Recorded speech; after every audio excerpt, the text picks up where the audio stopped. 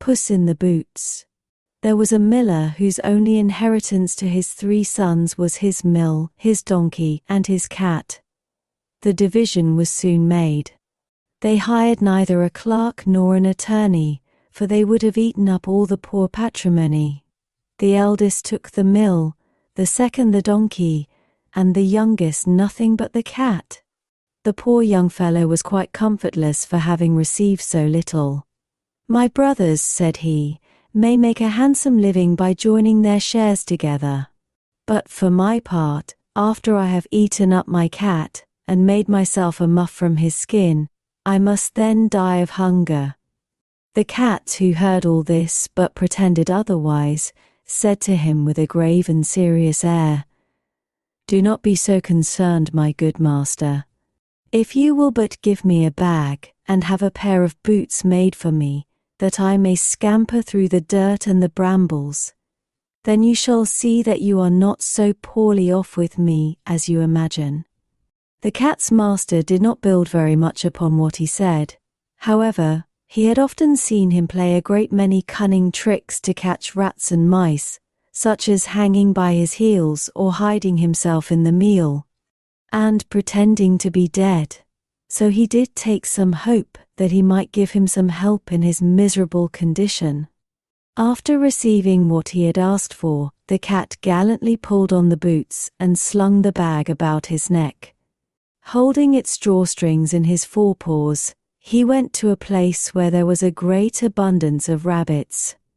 He put some bran and greens into his bag, then stretched himself out as if he were dead. He thus waited for some young rabbits, not yet acquainted with the deceits of the world, to come and look into his bag. He had scarcely lain down before he had what he wanted. A rash and foolish young rabbit jumped into his bag, and the master cat immediately closed the strings, then took and killed him without pity.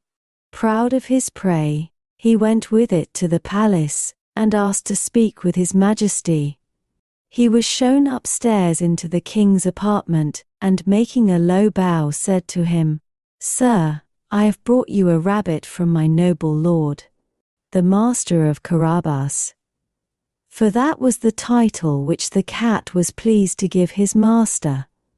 "Tell your master," said the king, "that I thank him, and that I am very pleased with his gift."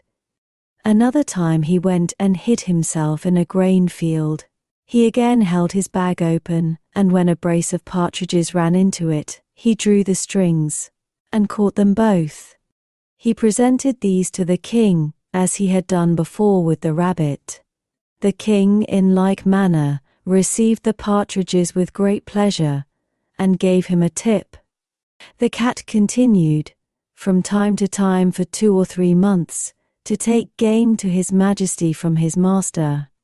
One day, when he knew for certain that the king would be taking a drive along the riverside with his daughter, the most beautiful princess in the world, he said to his master, "If you will follow my advice, your fortune is made. All you must do is to go and bathe yourself in the river at the place I show you, then leave the rest to me." The Marquis of Carabas did what the cat advised him to, without knowing why. While he was bathing, the king passed by, and the cat began to cry out, "Help! Help! My Lord Marquis of Carabas is going to be drowned." At this noise the king put his head out of the coach window, and finding it was the cat who had so often brought him such good game, he commanded his guards to run immediately to the assistance of his lordship the Marquis of Carabas. While they were drawing the poor marquis out of the river, the cat came up to the coach and told the king that, while his master was bathing, some rogues had come by and stolen his clothes, even though he had cried out, "Thieves! Thieves!" several times, as loud as he could. In truth, the cunning cat had hidden the clothes under a large stone. The king immediately commanded the officers of his wardrobe to run and fetch one of his best suits for the Lord Marquis of Carabas. The king received him very courteously. And because the king's fine clothes gave him a striking appearance, for he was very handsome and well proportioned, the king's daughter took a secret inclination to him. The Marquis of Carabas had only to cast 2 or 3 respectful and somewhat tender glances at her, but she fell head over heels in love with him. The king asked him to enter the coach and join them on their drive. The cat, quite overjoyed to see how his project was succeeding, ran on ahead. Meeting some countrymen who were mowing a meadow, he said to them, "My good fellows, if you do not tell the king that the meadow you are mowing belongs to my lord Marquis of Carabas, you shall be chopped up like mincemeat." The king did not fail to ask the mowers whose meadow it was that they were mowing. "It belongs to my lord Marquis of Carabas," they answered all together, for the cat's threats had frightened them. "You see, sir," said the Marquis, "this is a meadow which never fails to yield a plentiful harvest every year." The master cat, still running on ahead, met with some reapers and said to them, "My good fellows, if you do not tell the king that all this grain belongs to the Marquis of Carabas, you shall be chopped up like mincemeat." The king, who passed by a moment later, asked them whose grain it was that they were reaping. "It belongs to my lord Marquis of Carabas," replied the reapers, which pleased both the king and the Marquis.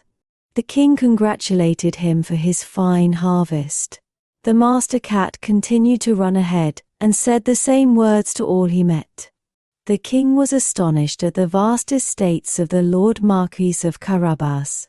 The master cat came at last to a stately castle, the lord of which was an ogre, the richest that had ever been known. All the lands which the king had just passed by belonged to this castle. The cat, who had taken care to inform himself who this ogre was and what he could do, asked to speak with him, saying he could not pass so near his castle without having the honor of paying his respects to him. The ogre received him as civilly as an ogre could do, and invited him to sit down. "I have heard," said the cat, "that you are able to change yourself into any kind of creature that you have a mind to. You can, for example, transform yourself into a lion, the ogre, very an elephant, or the like. And to convince you, I shall now become a lion." The cat was so terrified at the sight of a lion so near him that he leaped onto the roof, which caused him even more difficulty, because his boots were of no use at all to him in walking on the tiles. However, the ogre resumed his natural form, and the cat came down, saying that he had been very frightened indeed. "I have further been told," said the cat, "that you can also transform yourself into the smallest of animals, for example, a rat or a mouse. But I can scarcely believe that. I must admit to you that I think that that would be quite impossible." "Impossible!" cried the ogre. "You shall see." He immediately changed himself into a mouse and began to run about the floor. As soon as the cat saw this, he fell upon him and ate him up. Meanwhile the king, who saw this fine castle of the ogres as he passed, decided to go inside. The cat, who heard the noise of His Majesty's coach running over the drawbridge, ran out and said to the king, "Your Majesty is welcome to this castle of my Lord Marquis of Carabas." "What? My Lord Marquis?" cried the king, "and does this castle also belong to you? There can be nothing finer than this court, and all the stately buildings which surround it. Let us go inside if you don't mind." The Marquis gave his hand to the princess, and followed the king, who went first.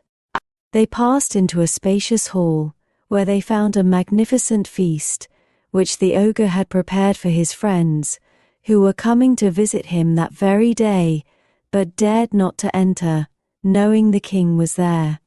His Majesty was perfectly charmed with the good qualities of my Lord Marquis of Carabas, as was his daughter, who had fallen violently in love with him, and, seeing the vast estate he possessed, said to him, "After having drunk 5 or 6 glasses, it will be your own fault, my Lord Marquis, if you do not become my son-in-law."